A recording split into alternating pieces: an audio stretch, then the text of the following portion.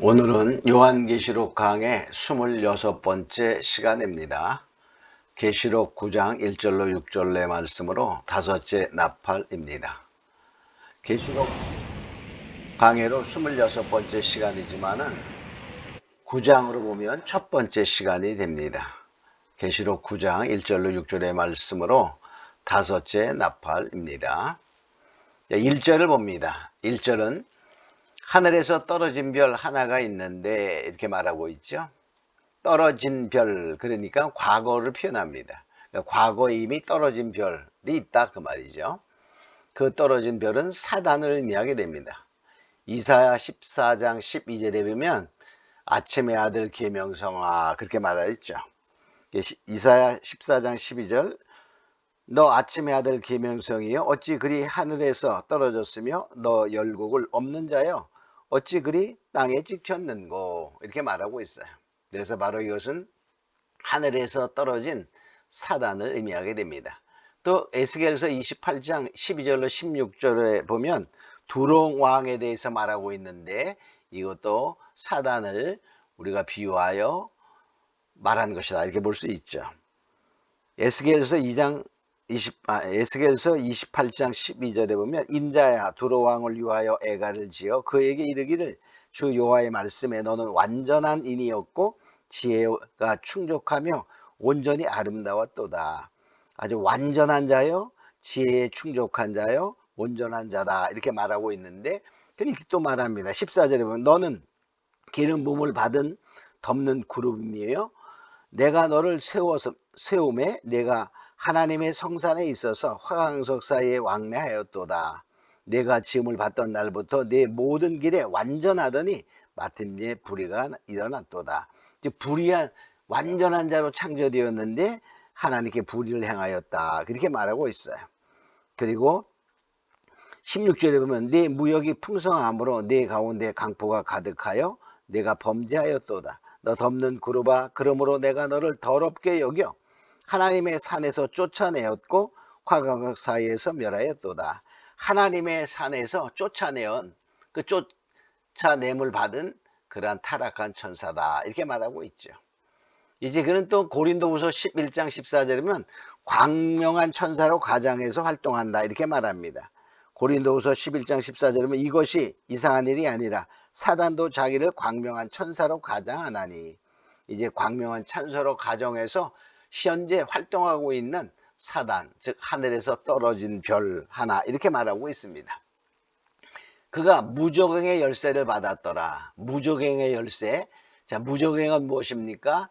아주 깊은 구렁텅이를 의미하는데 많은 사람을 이곳으로 보낼 수 있는, 즉 지옥으로 데려갈 수 있는 권세를 가졌다라고 의미하고 있습니다. 자, 그러니까 결과적으로 사단은 우리들로 하여금 믿지 않는 자들을 지옥, 무저갱으로 데려갈 수 있는 권세가 있다 이렇게 표현하고 있는 것이죠. 자, 무저갱은 뭐냐?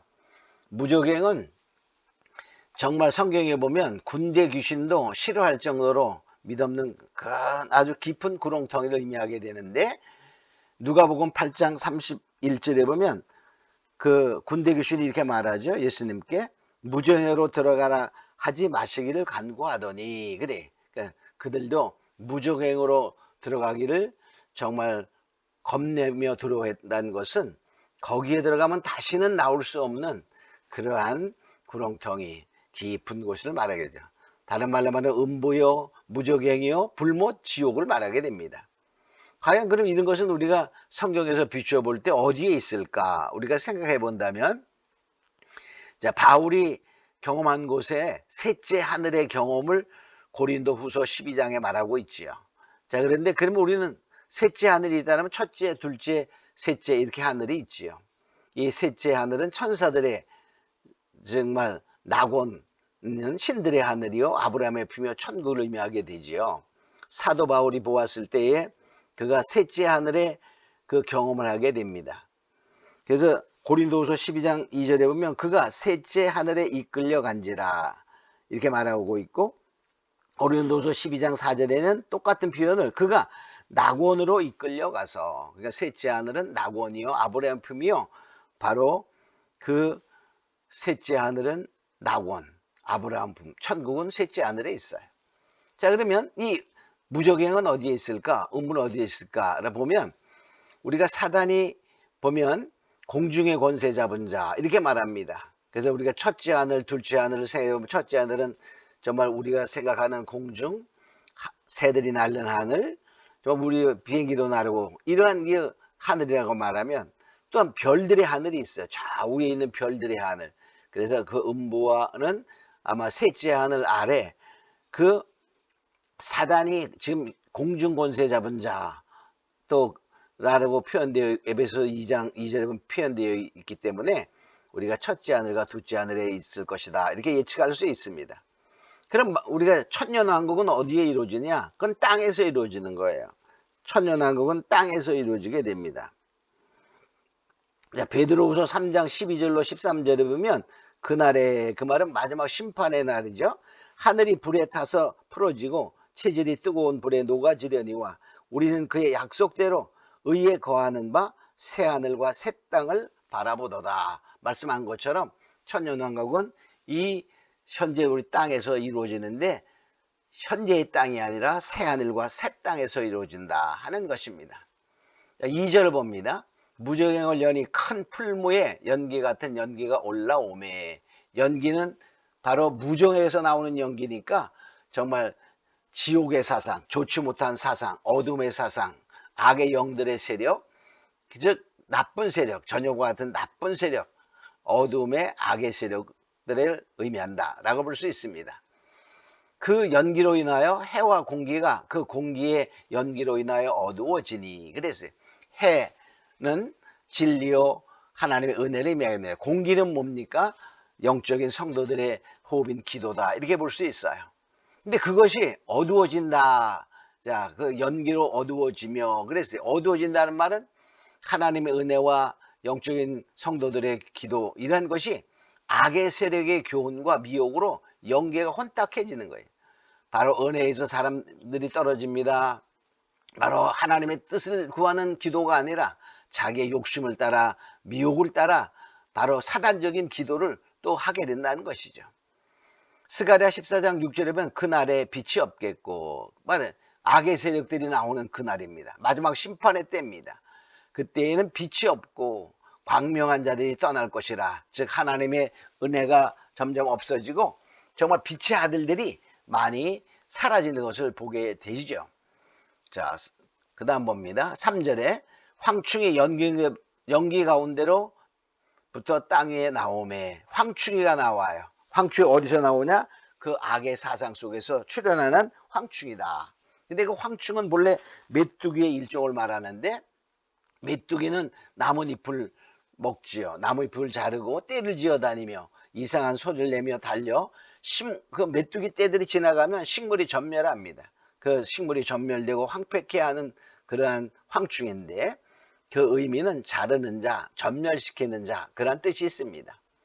시편 105편 34절로 35절에 보면 여호와께서 말씀하신즉 황충과 무수한 메뚜기가 이르러 저희 땅의 모든 채소를 먹으며 그 밭의 열매를 먹었도다. 그러니까 황충이가 스치고 지나간 데에는 다 그 밭의 열매가 다 정말 소멸되고 정말 멸하여지는 모습을 보게 되죠.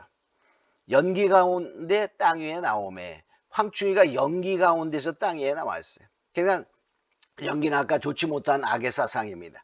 즉 악의 사상 가운데서 그 황충이가 세상에 나오면 세상은 잠시간에 정말 어두움의 세력으로 오염된다 하는 것을 우리가 알 수 있습니다. 근데 그들의 권세는 뭐냐? 전갈의 권세와 같은 권세를 받았더라. 전갈의 권세를 가져. 그 전갈의 권세는 어떤 권세입니까? 전갈의 권세는 전갈은 꼬리에 독침이 있지요. 그래서 쏘이면 생명이 위험받고 심지어는 죽기도 할 수 있어요. 또 정글에 있지요. 괴롭게만 하는 의미가 있다. 영혼에 독을 넣어 죽이는 것을 말합니다. 그러니까 전갈이 나와서 전갈의 권세를 받고 그 악의 사상의 권세들이 사람들의 영혼에 독을 넣어 영혼이 죽게 만든, 더 쉽게 말하면 믿음에서 떠나 하나님을 배신하는 그런 일들을 하게 된다는 것이죠. 자, 꼬리는 과연 무엇일까?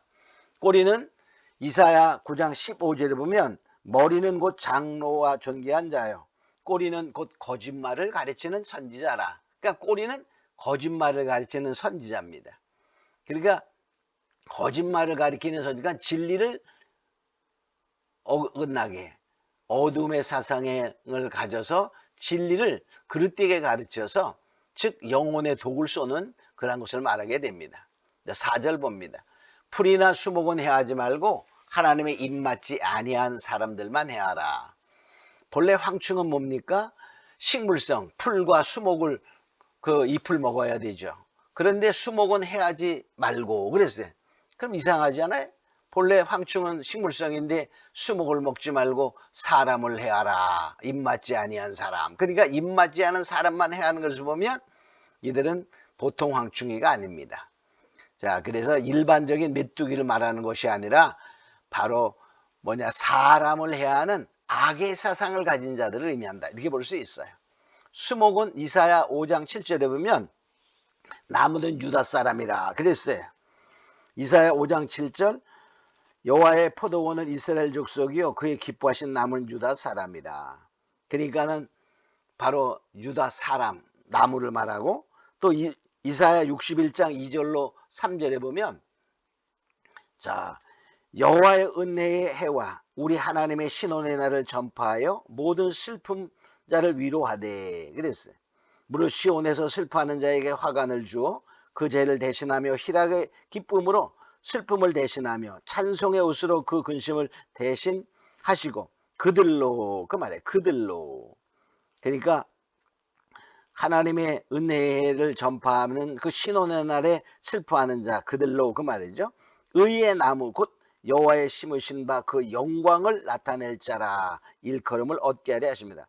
그들로 의의 나무 나무라고 말하는데 하나님의 영광에 그 나타낼 자라 이렇게 말하고 있어요. 그러니까 결과적으로 여기서 수목은 하나님의 영광을 나타낼 자요 마지막 때에 진리로 무장된 하나님의 입맞은 성도다. 그러니까 그들은 해할 수가 없어요. 그러니까 다른 말로 뭡니까? 더 쉽게 말하면 하나님의 입맞은 자들은 해하지 말고 그 말이죠. 하나님의 입맞지 아니하는 사람들만 해하라 하는 뜻이죠. 자, 그래서 바로 여기서 하나님의 입맞지 아니한 사람들이 바로 전갈의 권세를 받은 그 황충이의 고통을 받게 됩니다. 그러면 하나님의 입맞은 자는 하나님이 보호하시는 거예요. 에스겔서 9장 6절에 보면 늙은 자나 젊은 자와 처녀와 어린아이와 부녀를 다 죽이되 이마에 표 있는 자는 가까이 하지 말라. 그래서 하나님의 입맞은 자는 하나님의 말씀으로 사상무장된 자들은 바로 해하지 말라. 그럼 입맞지 아니한 자는 누굽니까? 성도 중에 입맞지 않은 자는 마태복음 24장 19절에 보면 그날에 아이 뵌 자와 젖 먹이는 자는 화가 있도다 한 것처럼 정말 신앙의 젖이나 먹고 젖을 먹이는 그러한 어린 그 말씀으로 무장 안 된 자 마지막 때에는 때를 따라주는 양식을 우리가 잘 먹고 바로 환난을 이길 수 있는 믿음의 성도 말씀 무장의 성도가 되어야 되는데 그때에도 정말 하나님의 물질적인 복만 추구하건대거나 이런 어린 신앙을 가진 자들을 의미하게 되는 것입니다. 자, 그래서 우린 반드시 어둠이 깊어질 때 어둠의 사상이 깊어져 로마서 13장 12절은 밤이 깊고 낮이 가까웠으니 그러므로 우리가 어둠의 일을 벗고 빛의 갑옷을 입자. 우린 바로 빛의 갑옷을 입고 하나님의 말씀으로 무장된 그런 자가 되어야 하나님의 입맞은 자요 하나님의 보호받는 자가 되어 바로 그렇지 아니한 정말 젖이나 먹는 어린 입맞지 아니한 성도들은 이 동안 황충의 해를 받게 된다 하는 것입니다. 자, 5절 봅니다. 그들을 죽이지 못하게 하고 5달 동안 괴롭게만 하시는데 그 괴롭게 함은 전갈이 사람을 쏠 때의 괴롭게 함과 같더라. 그 말은 바로 뭡니까? 그래서 5달 동안 괴롭게만 하는 거예요. 그러니까 바로 5개월 환란이라 그러면 5달 동안의 환란입니다. 그래서 5개월 환란이라 이렇게 말하죠. 괴롭게만 한다 그랬어요. 근데 얼마나 괴로우냐? 요 한 구절에 괴롭다는 말을 쓰면 괴롭게만 하시는데 괴롭게 함은 그 말 괴롭게 함과 같더라. 3번씩이나 나온다는 말은 아주 극심한 괴로움을 표현한 것이요. 이들이 죽기를 구하여도 정말 죽지 아니하는 죽음을 구할 정도의 큰 고통을 의미하게 됩니다. 자, 그래서 또 창세기 7장 24절에 보면 노아의 물심판 때 150일 동안 물이 창일했다 그래. 그 150일이 바로 무엇입니까? 5개월이죠. 그래서 5는 이 5개월 환란을 나타내는 환란의 수도 되죠. 또 150일 동안 5개월입니다. 바로 5개월은 5라는 숫자는 환란의 수요. 또 5라는 숫자는 오순절 성령의 세례 사도행전 2장에 보면 오순절 날 성령의 능력이 임하였죠. 이게 바로 성령의 수도 되는 것입니다. 자, 그러므로 우리는 바로 반드시 어떻게 해야 되냐? 바로 하나님의 말씀으로 무장되어 이 황충의 환란 가운데서 반드시 이기는 자, 보호받는 자가 되어야 됩니다. 하나님의 말씀으로 무장된 자들은 그 황충이가 기롭게 할 수 없다는 사실을 기억하고 우리는 더욱더 믿음의 선자요, 믿음의 굳게 선자요, 말씀에 승리하는 자가 되기를 원합니다. 오늘 말씀은 여기서 마치도록 하겠습니다.